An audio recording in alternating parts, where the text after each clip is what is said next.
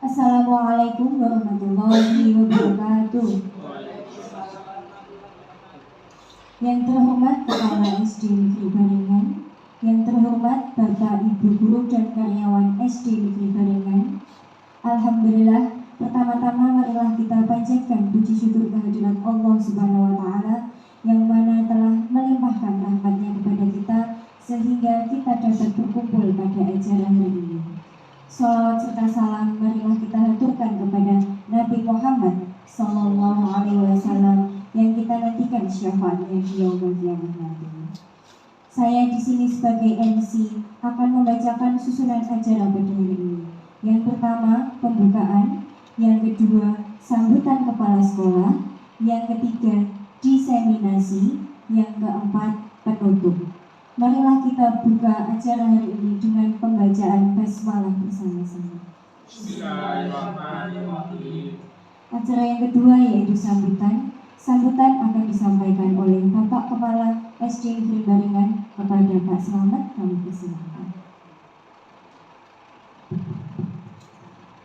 Bismillahirrahmanirrahim. Assalamualaikum warahmatullahi wabarakatuh. Yang saya hormati Bapak Ibu Guru SD Negeri Barengan, pertama-tama dan yang paling utama, marilah kita senantiasa mengucapkan rasa syukur pada Allah Subhanahu wa Ta'ala atas rahmat yang telah diberikan kita semua, sehingga pada hari ini, hari Kamis tanggal 2 Februari tahun 2023, Ibu Tri Datin Sarjana Pendidikan akan menyampaikan diseminasi pada modul 1-4 budaya positif dalam rangka pelaksanaan atau keikutsertaan dalam calon guru penggerak angkatan yang ke-7, dengan harapan semoga apa yang ditempuh dari tahapan ke tahapan selalu mendapat kemudahan, mendapat kelancaran, sehingga sampai nanti bakal ditentukan bisa menyelesaikan tugas sebagai guru penggerak dengan sukses, sehingga ilmu yang didapat dari keikutsertaan sebagai guru penggerak sangat bermanfaat sebagai dapat ilmu nafian untuk teman-teman sejawat maupun untuk anak kita. Bapak Ibu yang hormati, saya kira hanya itu dapat kami sampaikan. Saya ucapkan selamat untuk berdiseminasi, menyampaikan sosialisasi modul 1-4 dalam rangka pelaksanaan kesuksesan sebagai calon guru penggerak. Apabila kami telah menyampaikan sambutan ada kesalahan maupun kekurangan, saya mohon maaf yang sebesar-besarnya. Selamat untuk berdiri Bu Tri Datin dan sukses. Assalamualaikum warahmatullahi wabarakatuh. Waktu kami kembalikan pada pengacara. Terima kasih kepada Bapak Slamet atas sambutannya. Acara yang ketiga yaitu diseminasi. Diseminasi akan disampaikan oleh Ibu Tri Datin kepada Ibu Tri Datin. Waktu dan tempat kami persilakan.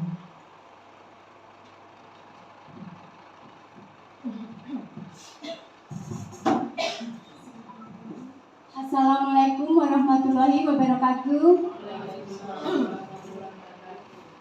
Yang terhormat Bapak Kepala Sekolah SD Negeri Barengan, yang saya hormati Bapak Ibu Guru SD Negeri Barengan.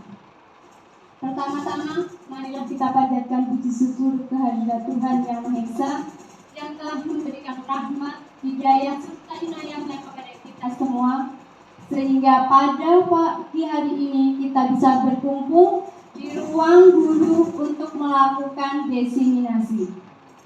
Tak lupa salawat serta salam semoga tetap tercurah kepada Nabi junjungan kita Nabi Muhammad SAW. Pertama-tama saya mau mengucapkan dahulu terima kasih kepada Bapak Selamet SPD selaku Kepala Sekolah Negeri Barengan yang telah berkenan dan memberikan izin kepada saya untuk melakukan diseminasi modul 1.4 tentang budaya positif. Tak lupa saya ucapkan kepada Bapak Ibu semua di sini yang sudah berkenan untuk menghadiri kegiatan ini. Dan juga terima kasih sekali kepada Bapak Ibu yang telah memberikan supportnya, mendoakan saya, memotivasi saya hingga saya bisa berdiri di sini pada kesempatan kali ini. Mohon izin sebentar ya Bapak Ibu, kurang lebih 1 jam ke depan saya berdiri di sini bukan karena saya pintar atau saya pandai. Saya juga masih belajar Bapak Ibu Guru. Jadi untuk kesempatan kali ini, marilah kita belajar bersama tentang budaya positif. Bapak Ibu, di sini apakah ya ada yang sudah mendaftar pendidikan calon guru penggerak angkatan selanjutnya? Belum. Oh, belum, baik. Sharing sedikit saja Bapak Ibu. Dulu waktu saya mendaftar itu saya juga sangat terpaksa Bapak Ibu. Terus kemudian dengan alhamdulillah saya dinyatakan lolos dan mengikuti proses pendidikan. Alhamdulillah di situ banyak sekali ilmu yang saya dapat. Banyak sekali pengalaman dan wawasan baru yang bisa kita terapkan di sekolahan, kita terapkan untuk anak didik kita Bapak Ibu. Nah Bapak Ibu, marilah kita semua mengupgrade diri kita agar lebih baik lagi. Salah satunya yaitu mengikuti CGP. Walaupun calon guru penggerak ini, pendidikan calon guru penggerak ini bukanlah satu-satunya untuk mengupgrade diri. Banyak sekali ada PMMJ. Nah, PMM itu sama dengan CGP. Materi-materi yang dipelajari sama, hanya saja di PMM itu kita belajar satu arah. Kalau di CGP kita bisa ketemu pengajar praktik, kita bisa bertemu fasilitator, kita juga bisa bertemu dengan Bapak Ibu guru hebat lainnya dari sekolahan yang lain yang bisa memotivasi kita agar lebih baik lagi. Mengatasi Bapak Ibu. Nah, marilah kita bergerak Bapak Ibu, karena bagaimanapun juga kalau guru bergerak, Indonesia akan maju. Nah, sebelum kita masuk ke diseminasi, kita lakukan ice breaking terlebih dahulu ya Bapak Ibu. Ya, nanti kalau saya bilang pagi, Bapak Ibu tepuk 1 kali. Kalau saya bilang siang, Bapak Ibu tepuk 2 kali. Kalau saya bilang malam, tidak tepuk. Paham? Ya, paham. Ulang lagi ya. Pagi, malam. Iya, Fiona. Mau ya Bu? Belum. Ya, ingat-ingat. Fokus. Pagi, siang,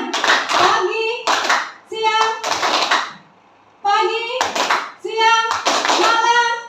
Ya, bagus. Berarti sudah fokus. Sudah siap untuk kita belajar bersama nih Bapak Ibu. Nah, kali ini saya akan diseminasi modul 1.4 tentang budaya positif yang akan disampaikan oleh Triwidatin. Saya dari SD Negeri Barengan, calon guru penggerak angkatan 7 Kabupaten Boyolali. Sebelumnya nanti mohon kerjasamanya aja Bapak Ibu. Yang pertama, selalu bahagia mengikuti diseminasi. Senyum bahagia aja Bapak Ibu, nggak usah tegang. Kita cuma belajar bersama di sini. Jadi selama sesi diharapkan bahagia. Kedua, jika ada keperluan boleh langsung izin. 3, jika mau bertanya angkat tangan terlebih dahulu. Dan yang 4, hargai orang yang sedang berbicara. Mungkin dari Bapak Ibu ada yang mau ditanya tambahkan? Sudah, J? Oke, baik. Kita masuk ke materi. Sebelum kita belajar tentang budaya positif, kita bahas dulu tentang tujuan pendidikan. Tujuan pendidikan ini juga ada di PMM, Bapak Ibu. Tujuan pendidikan menurut Ki Hajar Dewantara. Ki Hajar Dewantara itu siapa tuh Bapak Ibu? Oh iya, Bapak Pendidikan, betul sekali. Menurut Ki Hajar Dewantara, tujuan pendidikan adalah menuntun segala kodrat yang ada pada anak-anak agar mereka dapat mencapai keselamatan dan kebahagiaan yang setinggi-tingginya, baik sebagai manusia maupun anggota masyarakat. Oleh karena itu, pendidik hanya dapat menuntun tumbuh atau hidupnya kekuatan kodrat yang ada pada anak-anak agar dapat memperbaiki lakunya, bukan dasarnya. Hidup dan tumbuhnya kodrat anak. Jadi bisa diibaratkan sekolah sebagai lahannya, siswa adalah bibit tanamannya, dan guru adalah petaninya. Kita ambil contoh seorang petani yang menanam padi. Petani hanya bisa menuntun tumbuhnya padi. Petani memperbaiki kondisi lahan, memelihara tanaman padi, memberi pupuk, dan membasmi ulat-ulat maupun jamur yang mengganggu di tanaman padi. Nah, sekolah diibaratkan sebagai tanah tempat bercocok tanam, sehingga seorang guru perlu mengusahakan agar sekolah menjadi sebuah lingkungan yang menyenangkan, aman, nyaman untuk bertumbuh, serta dapat menjaga dan melindungi setiap murid dari hal-hal yang kurang bermanfaat. Salah satu tanggung jawab guru adalah bagaimana menciptakan suatu lingkungan positif sehingga tercipta kebiasaan-kebiasaan baik. Nah, dari kebiasaan-kebiasaan baik akan tumbuh menjadi karakter-karakter baik. Dan pada akhirnya karakter-karakter baik dan kebiasaan-kebiasaan baik itu akan membentuk sebuah budaya positif. Nah, budaya positif di sekolah yaitu nilai dan kebiasaan di sekolah yang berpihak pada murid agar mereka dapat berkembang menjadi pribadi yang kritis, penuh hormat, dan bertanggung jawab sesuai dengan profil pelajar Pancasila. Nah, nanti kita akan belajar tentang budaya positif. Konsep utama budaya positif yang satu, perubahan paradigma belajar. 2. Disiplin positif. 3. Motivasi perilaku manusia. 4. Kebutuhan dasar. 5. Posisi kontrol guru. 6. Keyakinan kelas. Dan yang ketujuh, segitiga restitusi. Ada yang sudah familiar dengan kata-kata ini Bapak Ibu? Ya, apa bulan? Iya, keyakinan kelas ya. Kita semua hampir sudah membuat keyakinan kelas. Ada lagi? Oh baik. Nanti kita bahas satu persatu. Yang pertama kita akan membahas tentang perubahan paradigma belajar. Nah, dalam membangun budaya positif, sekolah dapat menyediakan lingkungan yang positif, aman, dan nyaman agar siswa mampu berpikir, bertindak, dan mencipta dengan merdeka, mandiri, dan bertanggung jawab. Disiplin sangat berkaitan dengan kontrol guru terhadap siswa. Nah, untuk kontrol, kita belajar kontrol, kita akan melakukan kegiatan yang berjudul Cobalah Buka. Nah, kita bayangkan ya Bapak Ibu, kita nanti akan mengepalkan salah satu tangan kita. Coba bayangkan Anda menyimpan suatu yang berharga, yang ada di kepalan tangan panjenengan, ada di tangan Anda. Anda perlu menjaga benda tersebut sekuat tenaga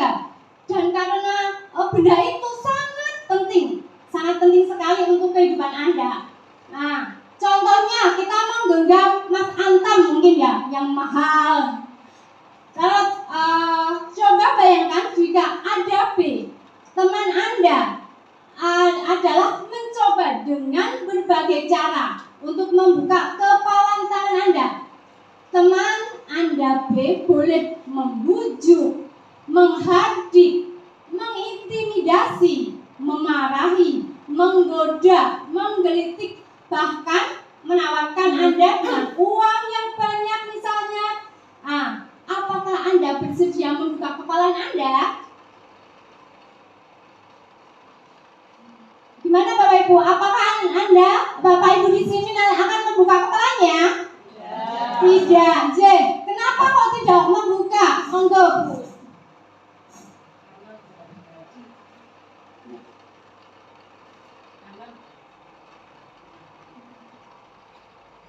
Karena benda itu sangat berharga. Oh, J. Karena benda itu sangat berharga. Sekarang kedua, apakah Bapak dan Ibu menutup kepala tersebut? Iya. Kenapa kira-kira menutup kepala tersebut, Bu Heni?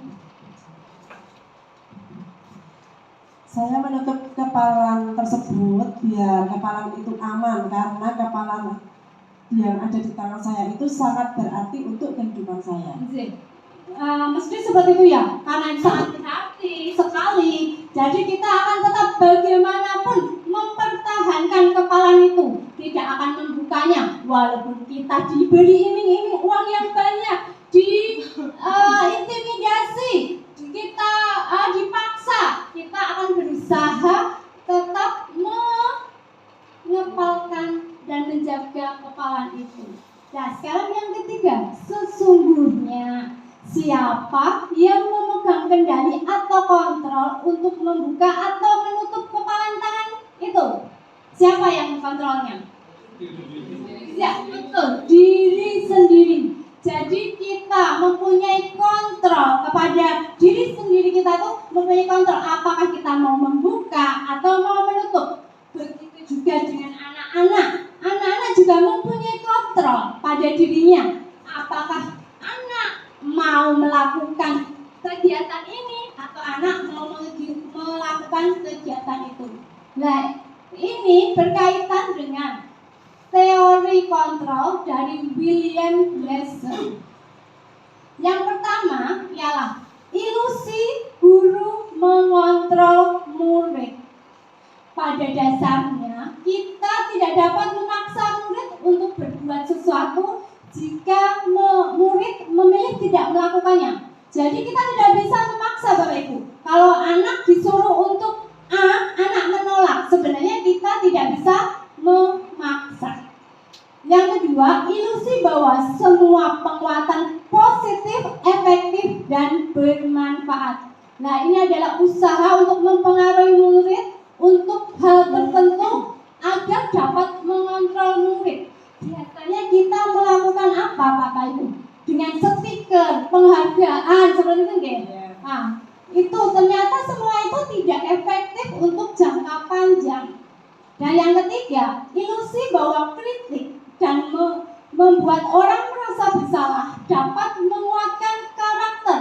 Nah, kita ini biasanya saya lakukan. Kalau murid berbuat salah, saya membuat anak itu merasa bersalah. Ternyata ini tidak bagus, karena ini dapat membuat identitas anak itu gagal. Anak itu akan merasa bersalah, merasa buruk, merasa negatif atas dirinya. Dan yang keempat adalah ilusi bahwa orang dewasa memiliki hak untuk memaksa. Nah, ini adalah yang sering dilakukan. Mereka selalu berpikir orang dewasa memiliki tanggung jawab terhadap anak-anaknya. Nah, perilaku ini tidak efektif dalam jangka waktu panjang juga. Yang kedua adalah disiplin positif.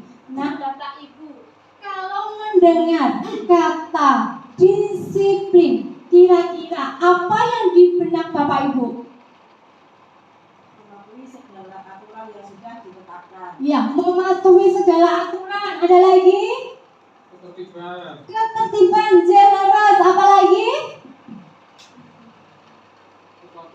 Kepatuhan, ketertiban, kepatuhan itu adalah yang terbesit dalam benak kita kalau kita mendengar disiplin. Nah, disiplin itu adalah Dalam budaya kita, kata disiplin itu dimaknai menjadi suatu yang dilakukan seseorang pada orang lain untuk mendapatkan kepatuhan. Kecenderungan umum adalah menghubungkan kata disiplin dengan ketidaknyamanan, bukan dengan apa yang kita hargai atau pencapaian suatu tujuan mula. Sebagai pendidik, tujuan kita adalah menciptakan anak-anak memilih disiplin diri sehingga mereka berperilaku sesuai dengan nilai-nilai kebajikan universal dan memiliki motivasi intrinsik bukan ekstrinsik. Jadi anak mempunyai motivasi dari dalam diri, bukan dari luar, yang dari hukuman atau dan sebagainya. Nah, disiplin positif merupakan salah satu cara penerapan disiplin yang bertujuan untuk menumbuhkan kesadaran serta memberdayakan anak untuk melakukan sesuatu tanpa sogokan, ancaman maupun hukuman. Jadi anak dimotivasi agar mempunyai motivasi dari dalam dirinya sendiri. Nah, ketiga adalah motivasi perilaku manusia. Segala sesuatu, semua yang dilakukan anak pada dasarnya memiliki motivasi. Motivasinya ada dua, yaitu motivasi eksternal dan motivasi internal. Biasanya anak melakukan itu untuk menghindari ketidaknyamanan atau hukuman. Nah, itu adalah motivasi eksternal. Biasanya anak biar tidak dihukum, saya baik agar nanti tidak mendapat hukuman dari bapak ibu guru, agar nyaman, agar begini tidak maksudnya biar nyaman, bukan nyaman tidak dilok-lokke lah, seperti itu. Kadang anak-anak seperti itu adalah motivasi eksternal. Yang kedua adalah anak biasanya melakukan kebaikan untuk mendapat imbalan atau penghargaan dari orang lain.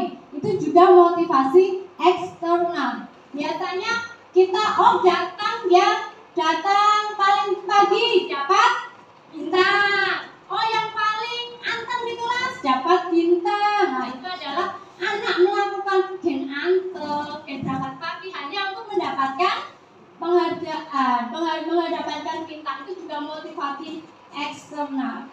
Dan ketiga adalah untuk menjadi orang yang mereka inginkan dan menghargai diri sendiri dengan nilai-nilai yang mereka percaya. Nah, ini adalah motivasi internal. Jadi anak itu memang datang pagi biar tidak terlambat, itu dari dalam dirinya, bukan karena ingin mendapat bintang, ingin mendapat sanjungan, ingin mendapat pujian, seperti itu. Nah, hukuman dan penghargaan. Agar kita bisa tahu hukuman dan penghargaan, ini ada satu paragraf yang bisa ditelaah ya Bapak Ibu. Iva kurang menguasai pelajaran matematika, sehingga pada saat pelajaran tersebut berlangsung, dia lebih banyak berdiam diri atau menggambar di buku pelajarannya. Pada saat guru matematika, Pak Seno, menanyakan pertanyaan, Iva menjadi gugup dan tak sengaja menjatuhkan tasnya dari kursi, serta tiba-tiba menjadi gagap pada saat berupaya menjawab. Seluruh kelas pun tertawa melihat perilaku Iva yang berbicara tergagap dan terkejut tersebut. Pak Seno pada saat itu memberikan teman-teman Iva menertawakan Iva yang tergagap dan malu luar biasa, dan malahan minta Iva untuk maju ke depan dan berdiri di depan kelas sambil menunjuk hidungnya. Karena tidak bisa menjawab pertanyaan dari Pak Seno, kelas semakin gaduh dan anak-anak pun tertawa melihat Iva di depan kelas memegang ujung hidung. Nah, Bapak Ibu, menurut Bapak Ibu setuju nggak dengan tindakan yang dilakukan Pak Seno terhadap IPA? Ya, tidak setuju. Kenapa Ibu? Karena itu akan membuat mental anak menjadi down, menjadi trauma. Iya, betul sekali. Itu akan membuat mental anak menjadi down, trauma. Dan kalau seperti itu akan diingat sampai nanti dia besar. Seperti kemarin juga, saya waktu itu ditanya, suruh mengingat guru kelas SD yang menghukum. Dan langsung ingat, ternyata hukuman itu akan melekat di kepala kita. Nah, itu tidak baik ya. Nah, menurut Bapak Ibu, tindakan Pak Seno terhadap IPA adalah sebuah hukuman atau konsekuensi? Apa Pak Ibu? Kira-kira ini hukuman atau konsekuensi? Hukuman. Ya, betul. Ini adalah suatu hukuman. Dan seperti yang dikatakan Bu Eni, hukuman itu akan melekat, akan menyakiti, akan mengedonkan mental. Nah, itu dan akan selalu diingat sampai nanti pun diingat hingga dewasa, karena yang menyakiti itu akan menandis gitu ya. Nah, Bapak Ibu, untuk membedakan itu konsekuensi atau hukuman, ini ada beberapa pertanyaan. Yang pertama, mencatat 100 kali di dalam buku kalimat saya tidak akan terlambat lagi karena terlambat ke sekolah. Kira-kira konsekuensi atau hukuman?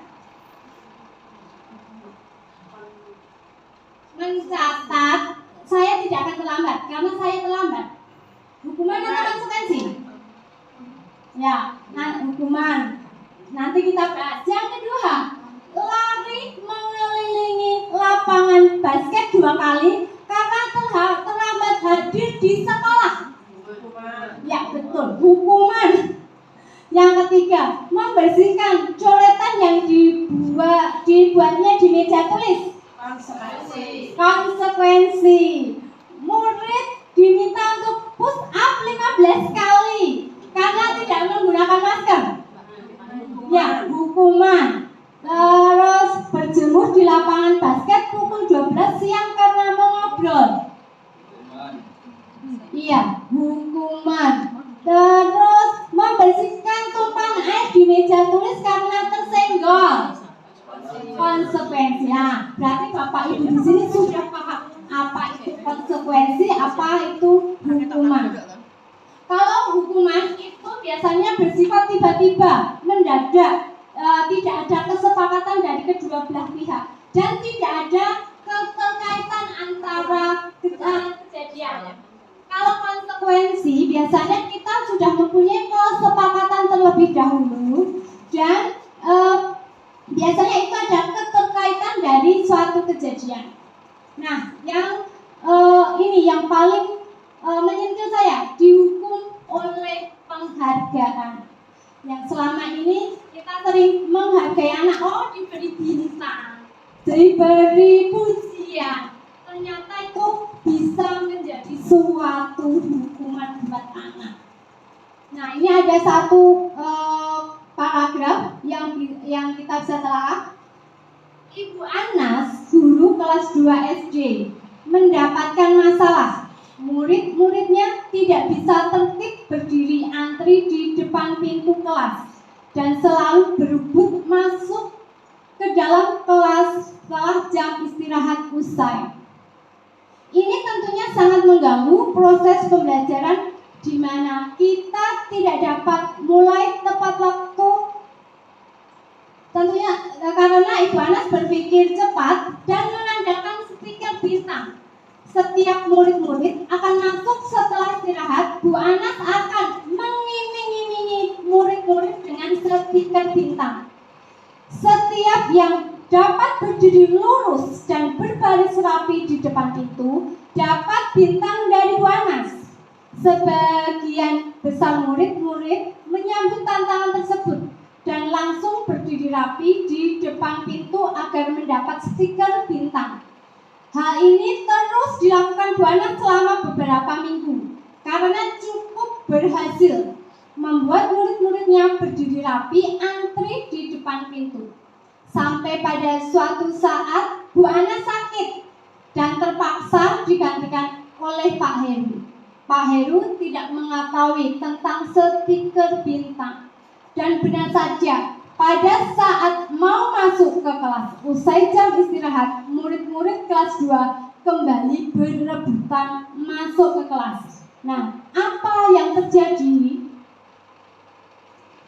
Nah, anak tadi, kenapa anak tadi jadi berebutan? Karena Pak Heru tidak tahu, belum dikasih tahu sama Bu Anas kalau setiap harinya begitu akan masuk, Bu Anas akan memberikan bintang. Jadi anak-anak pada waktu Pak Heru menggantikan tugas Bu Anas masih tetap berebutan untuk masuk ke dalam kelas.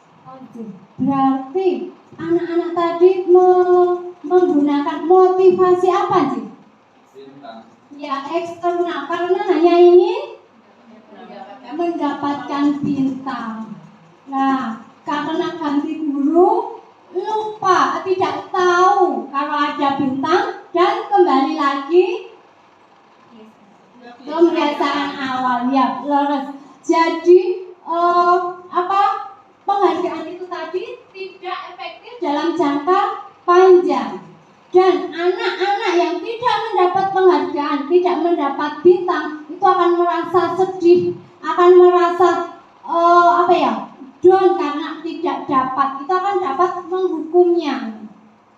Nah, ini adalah konsep disiplin dengan identitas gagal. Dan ternyata penghargaan itu membuat identitas gagal. Nah, hukuman itu bisa menyakiti, tidak nyaman. Anak akan merasa tidak nyaman kalau dihukum itu tidak nyaman. Murid takut, jadi anak itu hanya melakukan kebaikan hanya karena takut. Terus hukuman itu bersifat memaksa. Murid menyembunyikan kesalahan. Jadi murid agar tidak dihukum lebih senang menyembunyikan kesalahan. Murid juga bisa menjadi rendah diri karena dihukum kan mau, jadi dia merasa rendah diri. Dan kemudian adalah penghargaan. Ternyata penghargaan yang kita lakukan selama ini tuh tidak efektif. Penghargaan merusak hubungan karena yang dapat penghargaan akan senang, yang tidak dapat akan merasa sedih. Nah, itu akan merusak hubungan. Penghargaan menurunkan kualitas. Biasanya yang mendapat penghargaan, aku sudah, jadi kualitasnya berkurang. Penghargaan juga mematikan kreativitas. Penghargaan itu juga menghukum. Misalkan saja di kelas ada rankingan, yang ranking terakhir akan merasa terhubungan, terbebani. Wah, aku kok seperti ini. Jadi dia akan merasa buruk, akan merasa rendah hati seperti itu. Terus motivasi dari dalam diri. Kita harus memotivasi anak dari dalam diri. Kemudian ada konsep disiplin dengan identitas sukses. Konsep disiplin dengan identitas sukses itu bisa dilakukan dengan konsekuensi ataupun restitusi. Konsekuensi itu penguatan jangka pendek. Kalau menggunakan konsekuensi, perlu memonitoring berkelanjutan. Ada stimulus, ada respon. Murid menghormati peraturan. Kehilangan waktu untuk merenungi kesalahan. Berarti tidak ada waktu untuk merenungi kesalahan. Sedangkan restitusi, murid bertanggung jawab untuk perilakunya. Fokus pada pemecahan masalah jangka panjang. Murid menghormati dirinya dan orang lain. Teori kontrol, dirinya memegang kontrol. Jadi seperti yang kita lakukan tadi, bahwa diri kita memegang kontrol pada diri kita. Murid bersemangat memperbaiki kesalahan. Nah, poin yang selanjutnya adalah kebutuhan dasar manusia. Setiap tindakan murid dilakukan untuk memenuhi kebutuhan dasar mereka. Yang pertama adalah survival, kebutuhan untuk bertahan hidup. Terus ada cinta dan kasih sayang, kebebasan, kesenangan, fun, kekuasaan, power. Kebutuhan bertahan hidup itu berhubungan dengan kebutuhan yang bersifat fisiologis untuk bertahan hidup. Contoh, Doni membawa bekal makan siang agar tidak lapar. Jadi bertahan hidup itu berhubungan dengan makan, dengan rumah, seperti itu. Terus yang kedua adalah kasih sayang dan rasa diterima. Ini berhubungan dengan kebutuhan psikologis. Contohnya, Doni mengambil makanan temannya agar diperhatikan. Jadi meminta perhatian teman itu dengan mengambil makanan. Ya, caper Bu, betul. Terus ketiga adalah kebebasan. Kebebasan ini berhubungan dengan kebutuhan akan kemandirian, otonomi, memiliki pilihan, dan mampu mengendalikan arah hidup seseorang. Nah, contohnya, karena bosan dengan makanan yang dibawakan ibunya, karena menunya itu saja, maka Doni mencoba makanan temannya. Nah, bebas, dia merasa, oh, nyobain kancane bebas, seperti itu. Terus kebutuhan kesenangan itu berhubungan dengan kebutuhan untuk mencari kesenangan, bermain, tertawa. Ini yang sering dilakukan anak-anak. Contohnya adalah Doni iseng ambil makanan temannya. Nah, iseng hanya untuk senang-senang. Jipok makanannya bukan karena ingin minta makanan temannya, ambil makanan temannya tadi bukan karena ingin, bukan karena lapar, tapi cuma karena iseng, keisengan aja. Terus kebutuhan penguasaan, kekuatan untuk mencapai sesuatu, menjadi kompeten, terampil, maupun dia merasa ingin diakui. Contohnya, Doni merasa bangga karena teman-temannya merasa takut dan selalu menuruti keinginannya. Nah, itu adalah penguasaan. Jadi Iya, power, Bu. Selanjutnya adalah kelima, posisi kontrol seorang guru. Nah, posisi kontrol seorang guru ini ada 5. Yang pertama ada guru sebagai seorang penghukum. Biasanya kalau anak mau berbuat salah, guru langsung hukumnya. Nah, itu adalah guru sebagai penghukum. Bila bisa menggunakan hukuman fisik maupun verbal.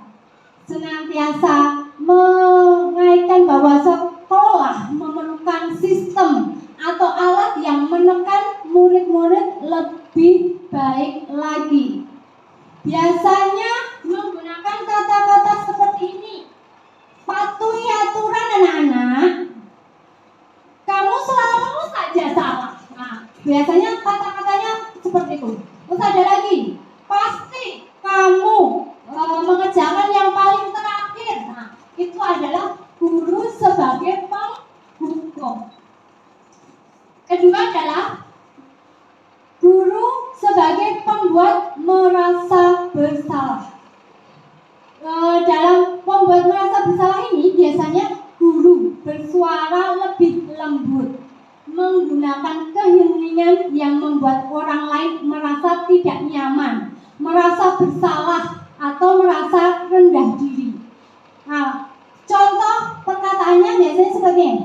Ibu sangat kecewa sama kamu, Nak.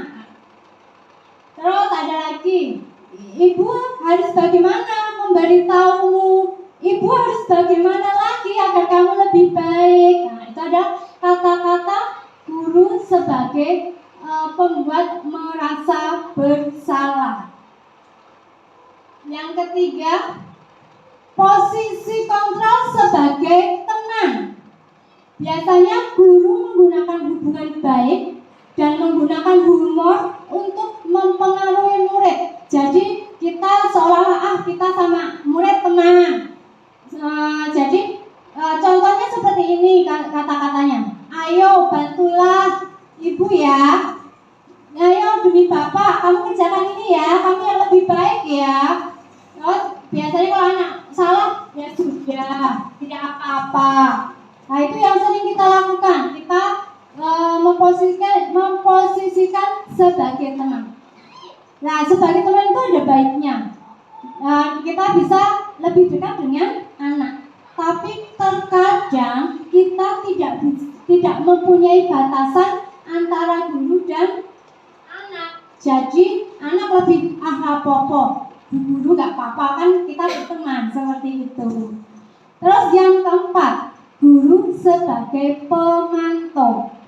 Jadi guru hanya mengandalkan perhitungan, catatan, data yang dapat digunakan sebagai bukti atas perilaku seseorang, menunjukkan tanggung jawab guru dalam mengontrol murid.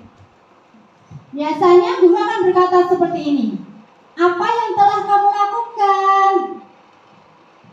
Sekarang konsekuensi apa yang akan kamu lakukan gitu ya? Itu adalah guru sebagai pemantau.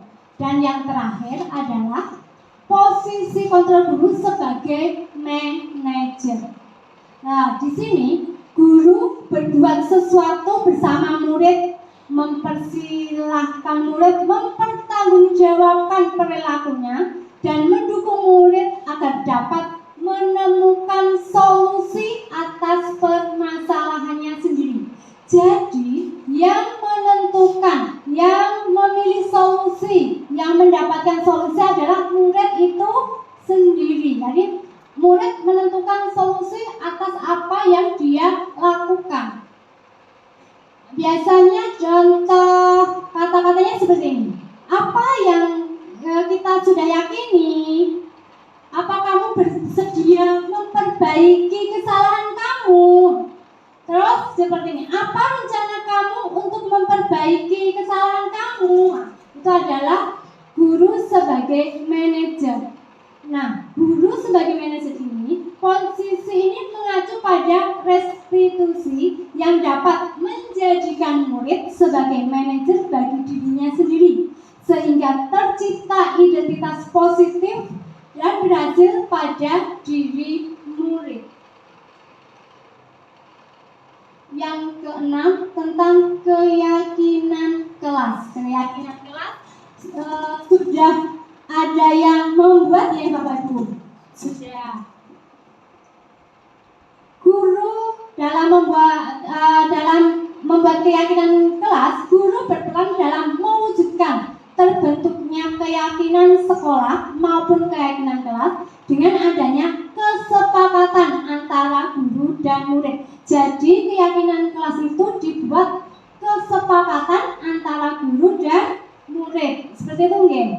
Terus keyakinan sekolah atau kelas berupa pernyataan universal yang mudah diingat, dipahami, dan harus diterapkan dalam lingkungan sekolah. Karena tadi adalah kesepakatan guru dan murid, jadi anak diharapkan melakukannya dengan motivasi dari dalam diri anak. Nah, bagaimana pembentukan keyakinan kelas? Keyakinan kelas itu lebih abstrak dari peraturan. Jadi, keyakinan kelas itu berbeda dengan peraturan kelas. 2. Berupa pernyataan universal. Dan ketiga, dibuat dalam bentuk positif. Jadi diusahakan tidak ada kata tidak, jangan. Jadi kata-katanya lebih ke positif. 4. Sedikit saja agar mudah mudah diingat. Jadi keyakinan kelas itu dibuat sedikit agar anak mudah ingat dan melakukannya dengan kesadaran diri. Kelima, sesuai dengan kondisi di kelas dan sekolah agar mudah diterapkan. Terus yang keenam, semua warga kelas atau sekolah dilibatkan saat membuat. Karena keyakinan kelas itu adalah kesepakatan, jadi semua warga kelas itu dilibatkan dalam membuat keyakinan kelas. Yang ketujuh adalah restitusi. Nah, restitusi ini adalah sebuah cara menanamkan disiplin positif pada murid. Ciri-ciri restitusi yang pertama adalah restitusi bukan untuk menebus kesalahan, namun untuk belajar dari kesalahan. Kedua, restitusi memperbaiki kesalahan. Tiga, restitusi adalah tawaran, bukan paksaan. Yang keempat, restitusi menuntun untuk melihat ke dalam diri. Dan yang kelima, restitusi mencari kebutuhan dasar yang mendasari tindakan. Tadi kan sudah belajar dalam kebutuhan dasar, lalu yang mendasarinya itu apa? Yang enam, restitusi diri adalah cara yang paling baik. 7. Restitusi fokus pada karakter, bukan tindakan. Jadi lebih ke karakter anak. 8. Restitusi fokus pada solusi. Jadi anak diajak mencari solusi atas apa yang dia kerjakan, yang dia lakukan. 9. Restitusi mengembalikan murid yang berbuat salah pada kelompoknya. Ini adalah ciri-ciri restitusi. Baik Bapak Ibu, selanjutnya adalah segitiga restitusi dalam penyelesaian masalah. Guru yang berperan sebagai manajer menggunakan segitiga restitusi dalam penyelesaian masalah. Nah, tadi kita sudah belajar tentang posisi manajer, ya. Nah, posisi manajer ini sangat berkaitan, sangat berhubungan sekali dengan penggunaan segitiga restitusi. Segitiga restitusi itu ada 3 tahapan. Yang pertama ada menstabilkan identitas, kemudian validasi tindakan yang salah, dan menanyakan keyakinan. Dari ketiga tahapan itu bertujuan untuk menghasilkan murid yang mandiri dan bertanggung jawab. Selanjutnya, segitiga restitusi tadi ada 3 tahapan. Yang pertama, menstabilkan identitas, yaitu mengubah anak yang merasa gagal menjadi positif terhadap dirinya. Nah, tadi anak-anak yang mengalami down, mengalami agak sakit hati karena hukuman itu dibuat menjadi positif, lebih menghargai dirinya. Kedua adalah validasi tindakan yang salah. Validasi tindakan yang salah itu adalah memenuhi kebutuhan dasar.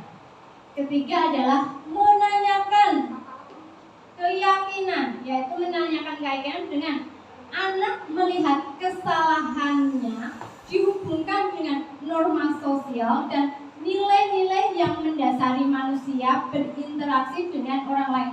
Nah, yang ketiga tadi menanyakan keyakinan.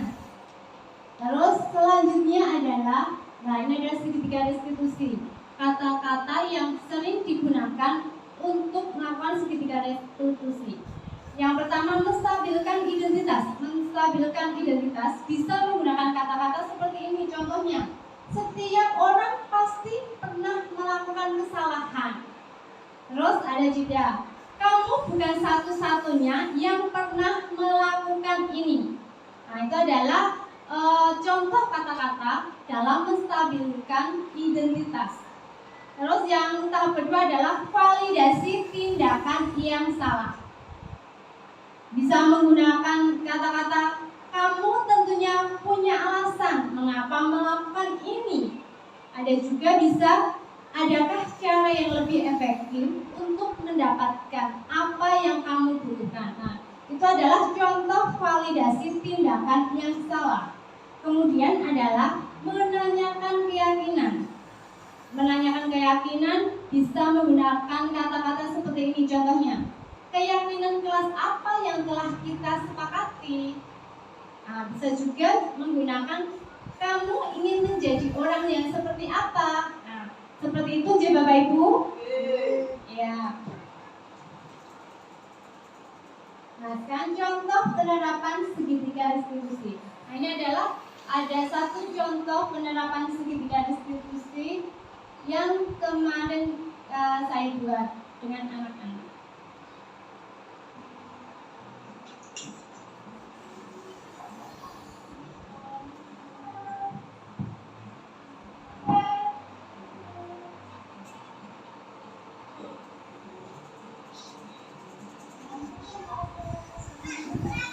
Jadi tidak langsung di depan umum itu ya Pak, dipanggil.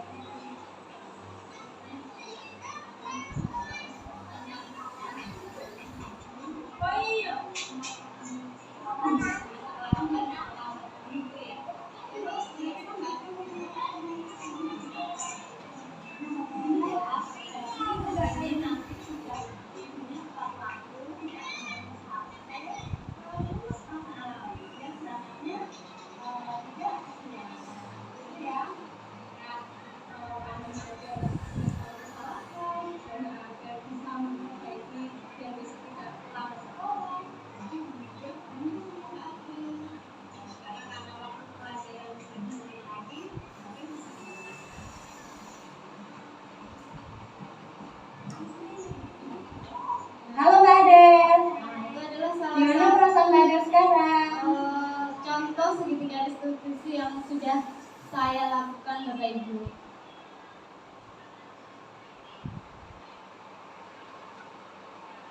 Nah, kita lanjutkan ya.